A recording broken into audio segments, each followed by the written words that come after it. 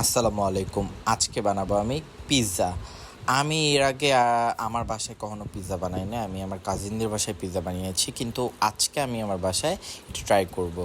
So pizza বানানোর জন্য আমি আগে ময়দা দিয়ে সব ডো করে ফেলেছি। তারপর যা যা কাটার এগুলা কেটে সব রেডি করে ফেলেছি প্রায়। কারণ আমি সব কিছু একসাথে দেখাতে পারিনি। কারণ মানে আমি চাইতেছিলাম যে হুট করে আমার মাথায় প্ল্যান আসছে যে ভিডিওটা করি। তারপর চিজ টিজ দিয়ে আমি ফ্রাই প্যানে, আপনারা চাইলে এই পিৎজাটা চুলায় বসাতে পারবেন যাদের ওভেন নেই। আমাদের ওভেন আছে, কিন্তু আমি চুলায় বসালাম কারণ ওভেনে একটু ঝামেলা হয়।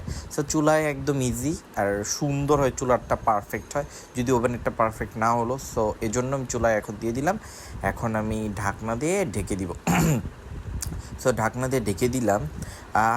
হাইস্ট 30-40 মিনিট আপনি যদি লো মিডিয়াম আঁচে রাখেন তাহলে 30-40 মিনিট রাখতে হবে। এই তো আমার পিৎজাটা হয়ে গেছে অলরেডি। এত জোস হয়েছে, এত জুসি হয়েছে পিৎজাটা, আর এতটা সুন্দর ফুলছে।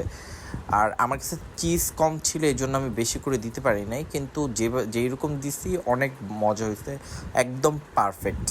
সো আর আমি 2টা পিৎজা বানাইছিলাম। একটা তো এখন খাচ্ছি, আর এটার লেয়ারটা এত জোস হয়েছে, মানে সব দিক দিয়ে পারফেক্টভাবে হয়েছে। আপনারা চাইলেই চুলায় সুন্দর করে পিৎজা তৈরি করতে পারেন। সো আমি আরও একবার বানাবো অন্য টাইমে, ওইটার ভিডিওটা ফুল ফার্স্ট থেকে লাস্ট পর্যন্ত দিব। সো দেখেন, আল্লাহ হাফেজ। এই পর্যন্তই, নেক্সট কোনো ফুল ভিডিওতে নিয়ে আসবো।